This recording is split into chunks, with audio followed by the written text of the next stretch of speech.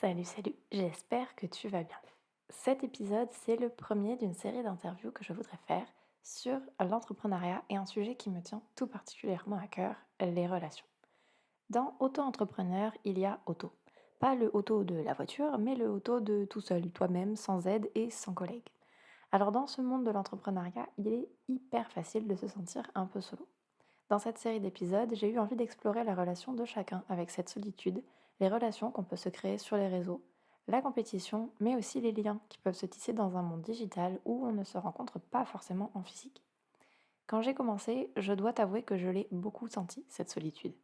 J'ai passé plus d'un an sans forcément tisser de liens à travailler toute seule dans mon bureau. On va pas se mentir, ça fait pas exactement rêver comme vie. Alors, ce sujet, tu t'en doutes, il me tient vraiment à cœur. Et c'est pour ça que j'ai décidé d'interviewer les belles personnes que j'ai rencontrées au fur et à mesure du temps sur les réseaux et qui sont maintenant devenues, en plus de collègues, de très bonnes amies.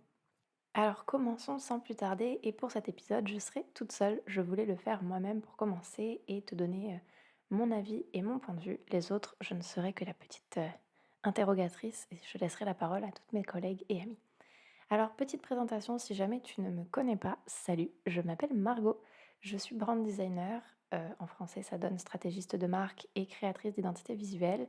Et mon métier, et ce que j'aime dans mon métier, c'est de mettre en avant des créatrices, des artisanes, des auto-entrepreneurs, enfin bref, des meufs qui sont lancées et de mettre en avant leur passion, leur création et de juste élever leur travail et le faire briller au travers d'une identité visuelle qui, je l'espère, leur permettra d'atteindre tous leurs objectifs. Voilà, la petite présentation étant terminée, on peut se lancer dans le vif du sujet. Je me suis lancée en 2021 dans un contexte quand même assez particulier. Je me suis lancée un peu par dépit, par défaut, par manque de choix. Je revenais du Canada où j'ai habité pendant presque un an. Et en fait, je suis rentrée à cause de la Covid et je devais rester au Canada et j'ai été obligée de rentrer à cause de cette chère pandémie mondiale. Et quand je suis revenue en France, je n'avais pas de travail. On est d'accord que ça n'embauchait pas trop, vu qu'on sortait à peine de 2020, qui restera quand même une année un peu complexe. Et donc, je me suis retrouvée à ne pas faire grand-chose. Ça faisait quelques temps que je pensais à me lancer, sans trop avoir le courage de le faire. Et je me suis dit, bah là, de toute façon, je vais pas trouver de travail. Et donc, bref, je me suis dit, bah plutôt que de rester à rien faire, je vais me lancer, je vais créer mon entreprise et allons-y. Donc, quand je me suis lancée, je suis partie de rien. Je ne suis pas partie parce que j'avais été découverte sur les réseaux et que j'avais des prospects, des demandes, et j'avais pas non plus de réseau. J'avais pas de personnes à qui je parlais, j'avais pas de collègues, et je suis vraiment partie de rien en fait. Et j'étais relativement seule à l'époque aussi parce que vu que je revenais d'un long voyage à l'étranger. Mes amitiés étaient un peu éparpillées, j'avais plus grand-chose. Avec mon chéri, on a pris un appart un peu le premier qu'on a trouvé pour se reloger. Donc je me suis vraiment lancée dans une situation et dans le mot à la mode, conjoncture. Non, mais je me suis lancée dans un contexte qui était très particulier et qui est pas forcément le contexte «idéal» entre guillemets. Pas que je pense qu'il y a un contexte idéal, mais tu peux quand même te lancer sur de meilleures bases. Donc je pense que ça te montre un peu la situation, de départ qui est quand même assez importante dans mon histoire au niveau des relations. Je suis partie de zéro et quand on parle de zéro, là, c'était vraiment genre le néant. Après, je savais en me lançant que j'aurais pas de collègues, je savais aussi, enfin j'avais conscience de ça. Et au début, je me suis dit, it's ok, c'est pas grave du tout, parce que je suis quelqu'un de très introverti. Je suis pas forcément quelqu'un qui aime sortir, j'ai quand même un petit peu de difficulté à me lier d'amitié, à laisser les gens rentrer dans ma vie, ou juste à aller vers les gens. Moi, me mettre dans un genre d'atelier coworking, ça m'en fait bégayer, tu le vois. C'est vraiment pas ma tasse de thé, c'est pas ma zone de confort. Moi, ce que j'aime, c'est être chez moi, tranquille, et j'ai un petit noyau d'amitié, j'ai mon petit noyau de potes, et ça me convient très bien. Je suis vraiment quelqu'un qui préfère rester chez moi avec un petit thé. Enfin, je suis quelqu'un vraiment introverti, ça me décrit bien. Après, si tu me mets dehors, je parlerai, mais c'est plus une source d'angoisse qu'autre chose pour moi. Donc en me lançant et en sachant que j'étais toute seule, en fait, j'étais hyper enthousiaste à cette idée-là. Je me suis dit: «Attends, mais c'est trop cool, je vais pas avoir les collègues chiants qui me saoulent, je vais pas avoir à faire de small talk», qui est vraiment le truc que je déteste le plus au monde. Donc vraiment, situation idéale, l'auto-entrepreneuriat et le côté auto, genre toute seule, ça me plaisait à fond. D'autant plus que l'idée d'avoir mes propres horaires, de faire mes trucs, ça me faisait hyper plaisir. Et je me suis dit, au pire, si je me sens trop toute seule, j'irai dans un café, j'irai dans un Starbucks et j'aurai des gens autour de moi, donc je me sentirai moins seule. Donc initialement, c'était vraiment ça le plan, c'était se lancer, être trop contente, être toute seule, trop bien. et j'étais hyper enthousiaste. Du coup, tu t'en doutes, mon rapport à la solitude, il a quand même pas mal évolué entre 2021, du coup, quand j'ai commencé, et 2023 maintenant. Heu, Au début, je l'ai pas du tout, ressenti, je l'ai pas du tout subi, au contraire, je l'appréciais vraiment. J'étais hyper contente d'être toute seule, j'étais hyper contente de gérer mes trucs, enfin, c'était vraiment un plaisir. Mais petit à petit, ça s'est fait sentir et là où ça s'est le plus fait sentir, en fait, cette solitude et là où j'ai commencé un petit peu à la subir, c'est qu'en fait, quand je me suis lancée, j'ai décidé d'avoir une cible autant anglaise que française et en fait, je pense que ça a beaucoup joué enfin, je sais que ça a beaucoup joué sur, ma possibilité de création de liens sur les réseaux, si on peut dire ça comme ça.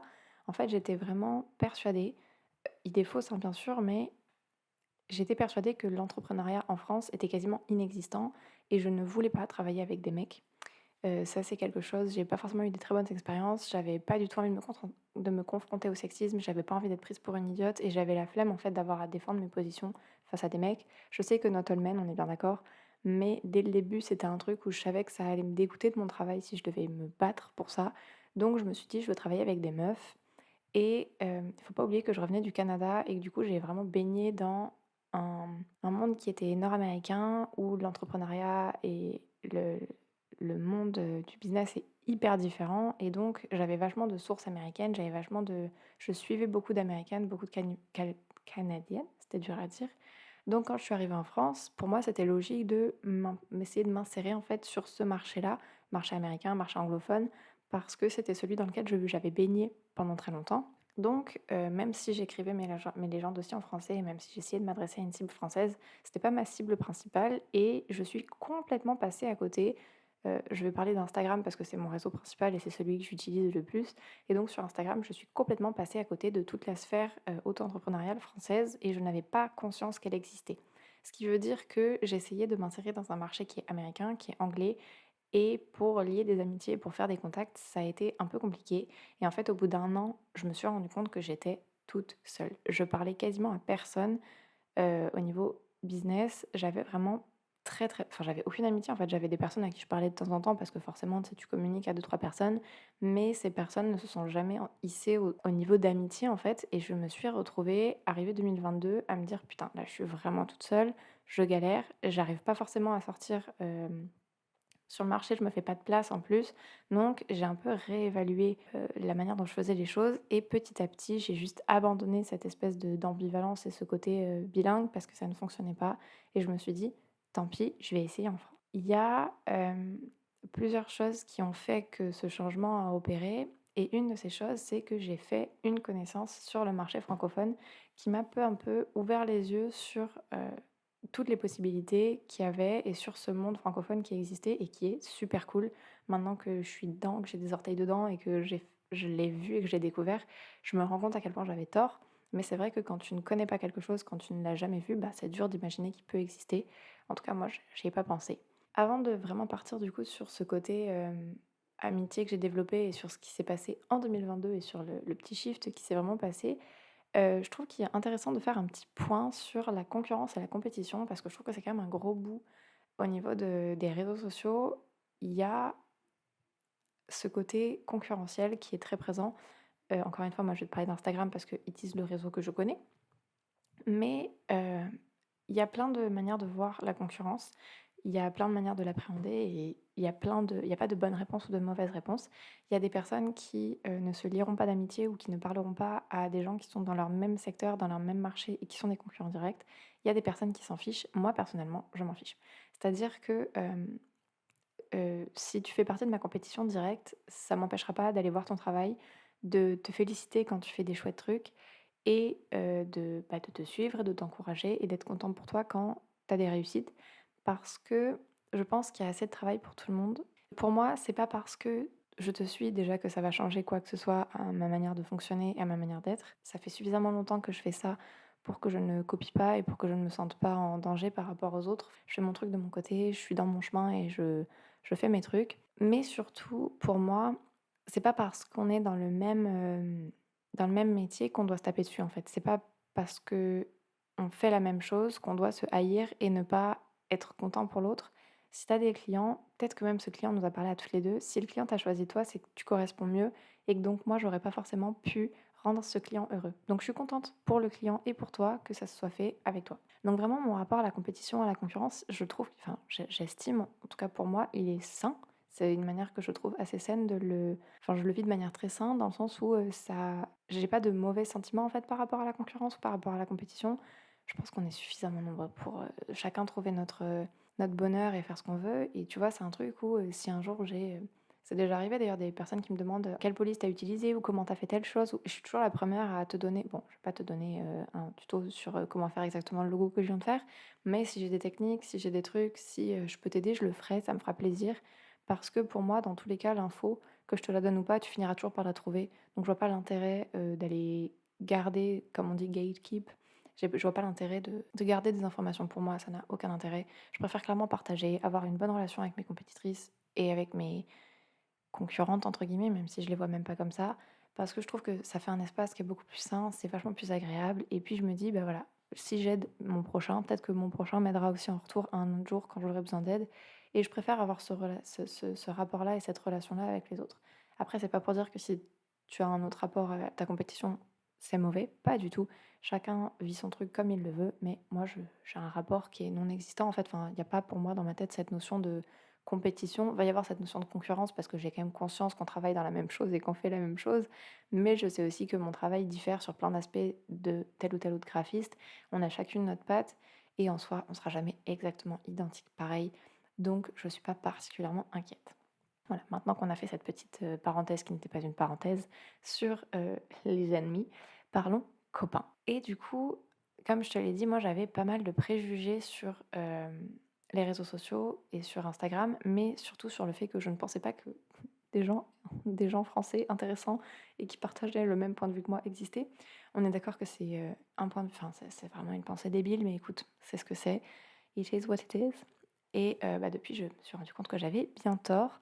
Mais du coup, j'avais pas forcément de préjugés sur le fait de rencontrer des gens sur les réseaux sociaux. Ça, je savais que ça se faisait, je savais que ça pouvait donner des belles amitiés parce que je l'ai vu. Par contre, j'ai mis vachement de temps à l'expérimenter.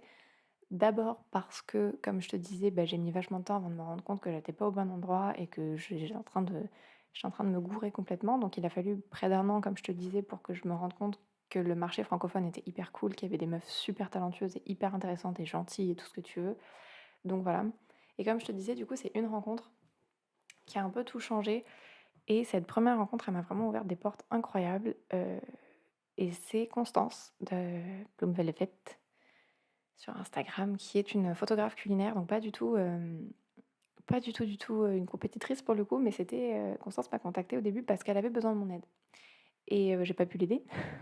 En tout cas pas comme elle avait besoin, mais on a commencé à vraiment parler et elle a vraiment marqué un tournant pour moi parce que je me suis rendu compte que, bah, non seulement, c'était cool de lui parler et non seulement elle m'a ouvert à ce monde de la création, francophone, mais en plus de ça enfin française du coup, mais en plus de ça, nos conversations qui au début étaient juste, sur le taf et sur le travail et moi je l'aidais un peu, elle m'aidait à d'autres moments, enfin bref, on s'est entraidés.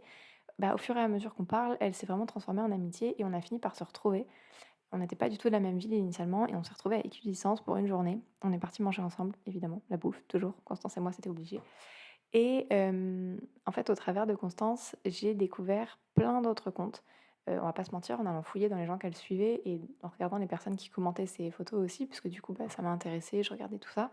Mais en fait, petit à petit, bah, j'ai découvert, tout un monde qui était hyper intéressant et c'est à ce moment-là, du coup, que j'ai abandonné, l'idée d'être en bilingue et la double cible et je me suis dit: «Bon écoute, tu t'es chié, ça ne fonctionne pas. Recentre-toi, recible, les choses correctement, mets-toi sur le marché francophone, tu verras ce qu'il en est. De toute façon, tu perds rien à essayer et parle aux gens» et en fait, c'est ça qui a fait la grosse différence, c'est que j'ai commencé à parler aux gens, quels qu'ils soient, vraiment répondre aux stories, commenter et en fait, petit à petit, j'ai commencé à vraiment créer un petit réseau de meufs, vachement sympathiques et que j'aime beaucoup et à vraiment, parler avec elles et en fait, je pense que ce qui a beaucoup changé aussi, c'est que je parlais pas que de taf avec elles. C'est-à-dire que je réagissais à leurs stories, genre, je leur demandais, je sais pas, exemple à la con, tu vois? Mais, si, une créatrice mettait une story avec, je sais pas, sa maison et on voyait ses chaises et ses chaises étaient magnifiques, hop, j'allais poser des questions sur les chaises en question, lui dire: «Meuf, tes chaises sont magnifiques» et en fait, petit à petit, au lieu de juste me contenter de commenter le travail des autres et de juste, parler de travail et de parler, enfin voilà, j'ai commencé à vraiment m'ouvrir un petit peu, telle une petite fleur qui éclot. Et vraiment, je me suis, un peu lâchée, un peu libérée et j'ai commencé à vraiment, faire de belles rencontres. Ça a mis du temps, mais ça a fait du bien parce que petit à petit, la solitude, je vais pas te mentir, elle s'est un petit peu éloignée. Ma solitude a commencé à vraiment s'éloigner au moment où j'ai commencé à parler de plus en plus à plein de personnes différentes et à suivre des gens de plein d'univers différents, mais surtout à suivre des personnes qui m'intéressaient, qui me plaisaient, pas seulement pour leur contenu, mais aussi pour leur personne. C'est-à-dire qu'il y a des gens qui peuvent faire un travail fabuleux si je vibe pas avec elles, si je sens qu'au niveau de la personnalité, ça colle pas. Je me suis désabonnée de pas mal de comptes et ça m'a fait du bien aussi parce que maintenant je suis des personnes que je respecte non seulement d'un point de vue de travail, mais d'un point de vue aussi personnel, au niveau de leurs valeurs, au niveau de plein de trucs. Et c'est super agréable parce que mon feed Instagram est juste rempli de pépites et de personnes que j'adore et c'est hyper agréable. Et le fait d'adorer ces personnes, autant en tant que personne qu'en tant que créatrice de contenu ou qu'en tant que professionnelle, ça a un peu fait un shift pour moi parce que maintenant je suis heureuse quand je les vois juste parce que je suis heureuse de les voir elles, tu vois. Il y a plus cette notion que de travail et que de pro et c'est hyper agréable. Franchement, ça a tout changé. Du coup, écoute, je te dirais que maintenant, j'ai quand même un petit réseau qui se crée. Il est pas énorme. Après, dans tous les cas, je reste une introvertie, je reste une personne assez introvertie, donc j'ai toujours un réseau qui est quand même relativement petit. J'ai un groupe qui est relativement pas immense, mais il me suffit en fait. Et je pense que c'est ça qui est important aussi, et c'est ça que j'ai appris, c'est que ton réseau a pas besoin d'être immense. Tu sais, si ta toile d'araignée elle est petite mais elle te suffit, bah elle est très bien. T'as pas forcément besoin d'avoir une toile d'araignée immense si t'es une petite araignée qui a besoin de genre petite toile. Et je trouve que les réseaux sur les relations, très bien Margot, les relations sur les réseaux, ça peut vraiment déboucher dans de belles choses. Moi, il y a pas mal de personnes qui sont passées de OK, juste une personne à qui je parle, à une personne à qui je parle beaucoup quand même. Et tu sais, cette relation, elle est quand même vachement en train de rentrer dans ma vie. Ouais, non, ça y est, c'est une pote. On va pas se mentir, c'est devenu une amie et je l'aime trop. Et genre vraiment, tu vois, c'est le genre de personne à qui leur anniversaire il est dans mon téléphone et je compte bien leur envoyer du chocolat à Noël, tu vois. Et c'est pas parce que j'ai jamais vu ces personnes en physique que je les aime moins. Tu verras au cours de ces interviews, pas mal des personnes que j'interviewe, c'est des potes. Pour l'instant, c'est toutes des amies. Et certaines de ces personnes, je ne les ai jamais vues en vrai. Je les ai appelées, on a passé des heures et des heures et des jours à parler par vocaux interposés, par messages interposés, mais certaines, je ne les ai jamais vues en vrai. Et en fait, ça ne diminue en rien l'affection que j'ai pour eux. Après, ça, c'est parce que moi, j'ai cette capacité à aimer les gens, même sans les voir en vrai, parce que à force de parler, tu les connais. Et puis voilà, enfin, pour moi, une relation, c'est pas parce qu'elle est digitale qu'elle est moins réelle et moins tangible qu'une relation qui va être en physique. Encore une fois, ça c'est ma vision des choses et c'est mon avis perso. Je pense que ça vient aussi de mon passé, de mon histoire. J'ai beaucoup d'amis qui sont éparpillés partout en France, qui sont au Canada, qui sont à plein d'endroits différents.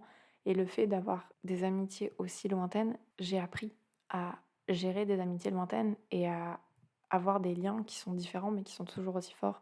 Et je pense que c'est ça aussi la beauté du coup d'Instagram et c'est en ça que je suis hyper contente. J'ai rencontré des personnes que j'aurais jamais rencontrées sur les réseaux parce que quand quelqu'un habite à l'autre bout de la France, si c'était pas grâce à Instagram, je n'ai aucune idée de comment je les aurais rencontrés. Donc ouais, pour moi, Instagram a un peu changé mon auto-entrepreneuriat, on va pas se mentir. J'ai rencontré des personnes fabuleuses, j'ai réussi à me faire des collègues entre guillemets, mais que des collègues chouettes, ça c'est cool. Et un des gros bénéfices que j'ai eu et un des trucs que je trouve le plus chouette, c'est que dans toutes les relations que j'ai créées, il y en a pas mal qui sont graphistes comme moi, qui font exactement le même métier. Et tout à l'heure, je te disais que pour moi, c'est pas une compétition, c'est pas une concurrence. Et l'avantage de ça, c'est que les personnes dont je me suis entourée ont un peu la même vision que moi, je pense. On verra bien dans ces entretiens. Mais le truc chouette, c'est que je sais que quand j'ai une couille ou quand j'ai une question, je peux leur écrire et leur dire: Hey, écoute, il y a ça qui se passe avec mon client, je sais pas trop comment réagir. Qu'est-ce que t'en penses toi? Comment tu fais toi? Et en fait, l'avantage d'avoir des personnes autour de moi qui me considèrent pas non plus trop comme leur compétition ou comme une ennemie, c'est qu'elles me répondent. Et ça, c'est hyper chouette parce que quand je te parlais de collègues, on retrouve un peu quand on fait ça et quand on s'entoure de personnes qui sont dans le même univers que nous et qui partagent ce côté collègue qui s'entraide et qui peut honnêtement vraiment manquer quand t'as pas de collègues, hein. Quand t'es pas en entreprise, forcément, t'as pas ces relations autour de toi. Et vraiment, je crois que c'est le truc qui est le plus agréable de ces relations que j'ai nouées et de toutes ces rencontres que j'ai faites, c'est que je suis plus toute seule.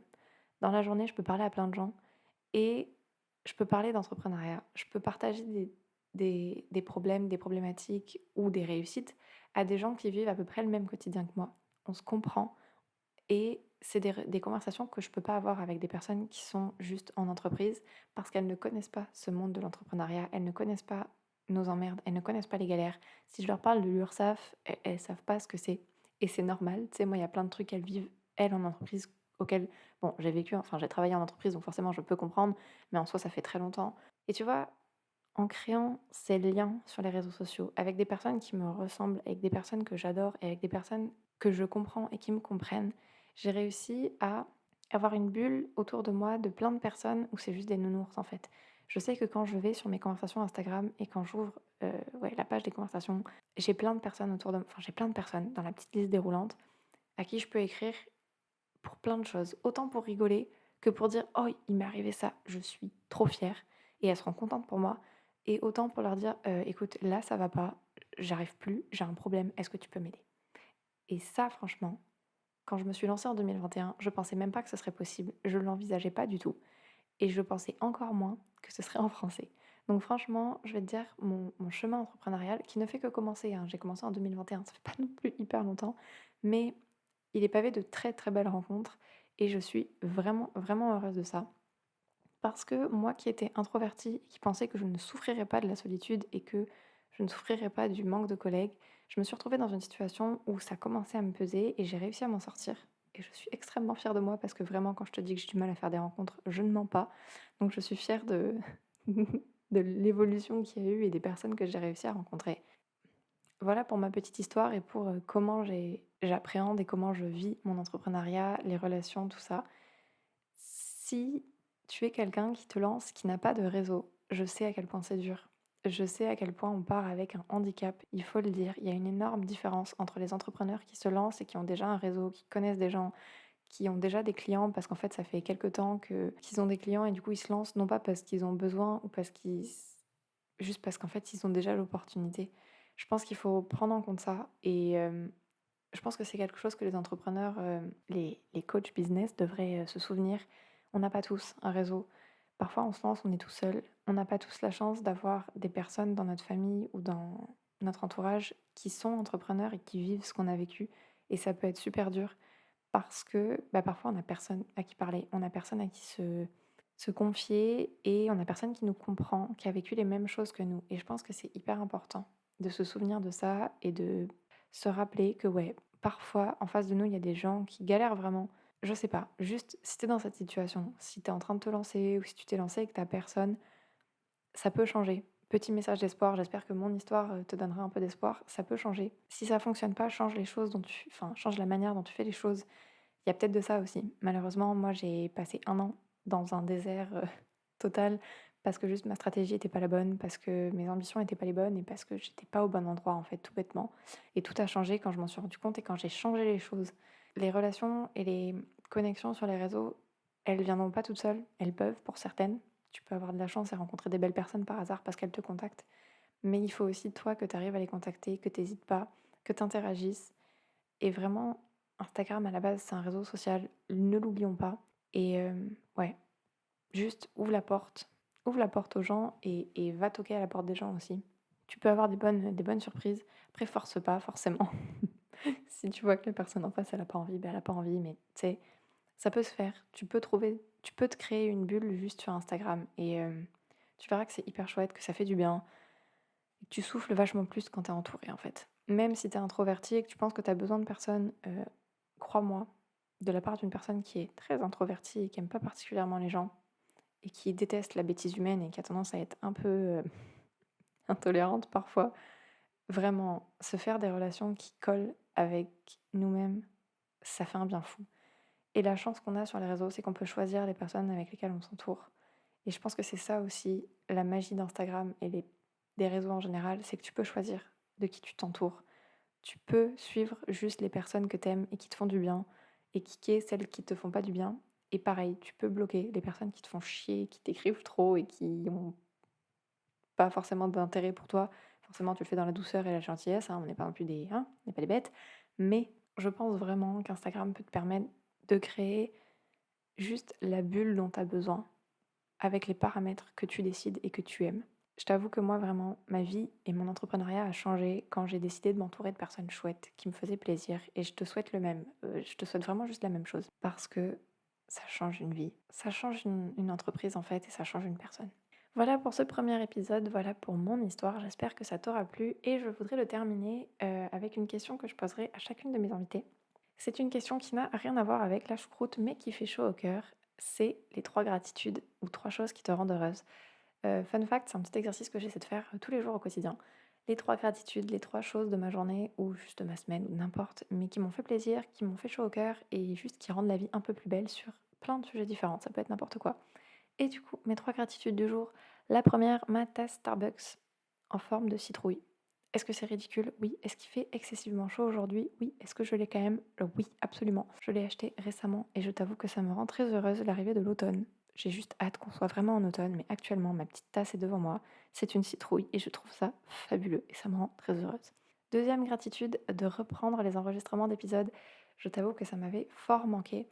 J'en ai quelques-uns qui sont en préparation, qui sont en moitié enregistrés, que j'ai essayé de faire pendant mon congé mat. Je ne sais pas trop quand est-ce qu'ils paraîtront ou si je les refais ou pas, mais celui-là marque vraiment la reprise, le début.